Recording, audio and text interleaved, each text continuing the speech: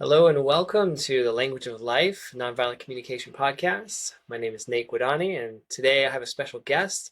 Her name is Sara Russell, and she is the host of the Mud Water podcast, and she's also a radical life coach. And we met when I was in Lee Holden's Qigong teacher training back in like 2018, 2019 in Santa Cruz, and we really hit it off. And I was really fascinated by the um, the relationship anarchy and the coaching work and the stuff that you were into.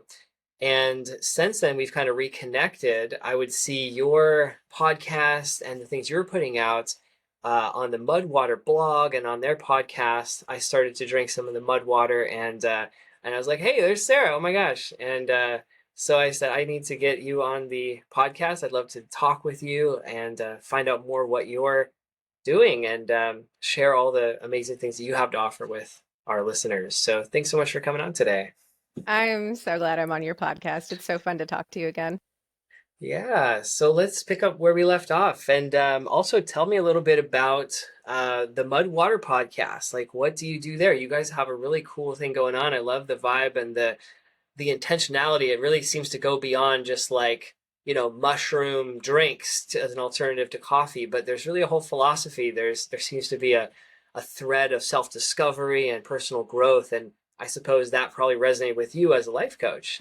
What did draw you into the Mudwater podcast and that whole environment? I mean, I think you probably know me well enough to know that I couldn't work for a brand that I didn't believe in. So this isn't just like getting into the corporate world for the paycheck, right? One of the Yeah. things I really love about Mudwater is they have this whole creating healthy minds through healthy habits, and they really walk the talk. And so they're Mm. offering breath work. They offer their employees every Friday, every other Friday off. They support microdosing at work. They have this very alternative subculture lifestyle that really resonates with the Mm. alt subculture person that I am. And Mudwater gave me a platform to talk about all of these radical ideas that could actually help people with mental health struggles, with relationship struggles. And I've been so pleased because it's such a collaborative environment at Mud, Mm. and they're so early adopters about new Mm. philosophies that could potentially be helping people create healthy minds through healthy habits. Wow. Yeah, and how does that tie into your coaching work? Like, what are some of the parallels or the overlaps there? That's a really good question because one of the things I'm noticing is in the one-to-one coaching, often when I'm speaking to clients, there will be some kind of similar cosmic consciousness that's going on. People will be struggling with very similar things at similar times. And if multiple clients are bringing up similar issues over and over again, I go, oh, Mm. it's time to create a podcast about this. Lots of people are struggling with this.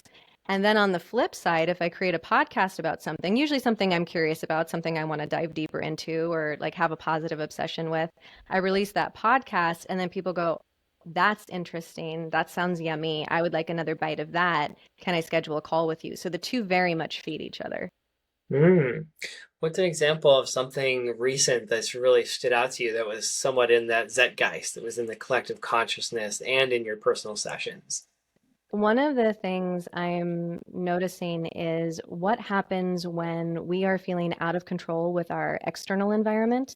And we know that the only thing we can actually control is some version of our internal environment, right? Like we're still going to have a response, we're still going to have our emotional reaction to something, but being able to Mm. choose what our response is despite the chaos that's going on in the world. And so when there's this hopelessness that's happening, when there's this sense of cynicism or nihilism that's going on, this idea of how can we take one small step to creating some kind of compassionate comfort or change for ourselves. And so, this is going on with climate catastrophe. This idea Mm. of, I was just talking to somebody where, especially those of us that were growing up in the 80s and the 90s, this idea that if we turned off the tap water and we put in an Mm. LED light bulb, that we were going to save the polar bears. Right.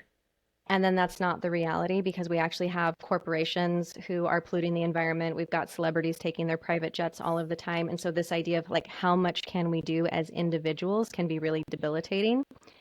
And yet we can still move through the world in alignment with our values. And what are those values? And how can we keep showing up in this precious vessel on this precious planet in a way that we're actually in right relation with Mama Gaia? And Mm, so I talk about like, I'll talk about that on an individual level with somebody. What can you do? And then on the podcast, I'll go, okay, you're noticing that you're in this nihilistic mood all of the time. Is there a different mood that you want to play with that's not wallpapering over the catastrophe that's going on in the world, but could still help you actually move in right relation with your people, yourself, the planet? mm.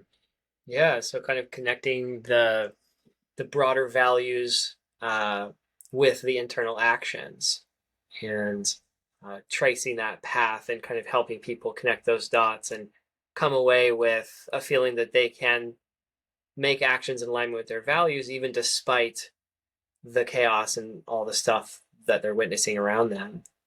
Right. And there's something about not just going, okay, I can't handle the big crisis, so I'm going to handle the little crisis that's going on in my life. But there's like this Mm, additional step that feels really important to me, where if I'm thinking about revolution, if I'm thinking about collective liberation, if I'm thinking about how to care for myself and my people and the world around me, how much of that change is going to happen in my lifetime? Like, we'll see how much happens in mm, my lifetime.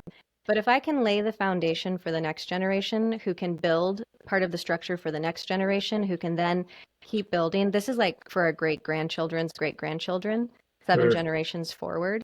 And so noticing that the small change we're making for ourselves also can have this ripple effect that is building a different culture about what else could be possible for future generations.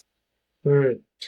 There's almost like a funny observation that I don't know if somebody said this or it just pops in my head one day, but it's almost like each generation solves the previous generation's problems, Mm, and in doing so causes the next generation's problems. It's yeah, like this yeah. climate crisis is like the result of our parents' generation solving transportation, being able to drive and to fly and to create and to industrialize and produce. And then in doing so, they've caused all these problems. And now we've unleashed AI and we've unleashed, like all these other solutions, which are now going to be total catastrophe for the next generation, and on it goes. So yeah, I think that's really important to keep that in perspective, right? Like we're not we didn't this problem isn't small enough for us to fix, and it's not something we can fix individually or in our lifetime, but we can contribute to the well-being, and perhaps maybe with some more foresight we won't just solve this generation's problem by causing the next, but maybe Yeah. Yeah. somewhere in between. It's this need to be constantly adaptable, constantly mutable, constantly flexible, constantly responding to the context.